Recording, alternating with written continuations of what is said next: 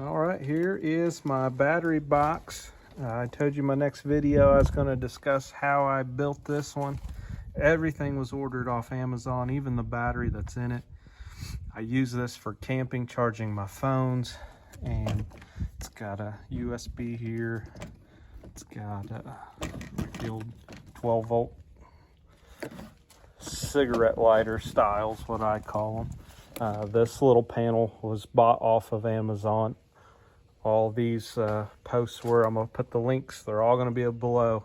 So pretty much let's start off with a Mighty Max battery.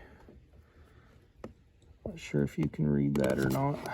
You can see the Mighty Max in there. Like I said, there's a link below on what's in there. This foam I put in here to kind of keep the battery from moving around. Here we go. That's the battery right there. Mighty Max battery, and it slides just underneath this little switch plate that I bought. And this here is just keeping everything from moving around. You could put like fire starter or anything like that in here. Some tools. I don't know if I would put anything metal too much unless you covered this terminal up, but yeah, you could store other things in here that you wanted. These terminal tops, I drilled a hole through and put them through the top here, and really that's I can do a fish finder on my kayak. Just unscrew these here, put the little terminal end on, tighten it down. The way I wired it is it came pre-wired, and it come with this little pigtail here, which had this little inline bus fuse. And then I come here and I put it onto this terminal because it's being fed by this wire, which goes all the way back to here. So from here to here, I don't have a fuse, but you could easily put one in, same just like this, in between here. I didn't because these tops aren't exposed, so if this tips over, it's not and touches metal or something, like it's not making contact with the battery. So then the negative that was pre-wired in here already, I took to here. I put these little terminals on with a crimp and heat shrinked over this one. I put a different one on the hot because I didn't want anything dropping and touching both of them, but heat shrink that. These are the little crimp-on styles that come with the heat shrink built on.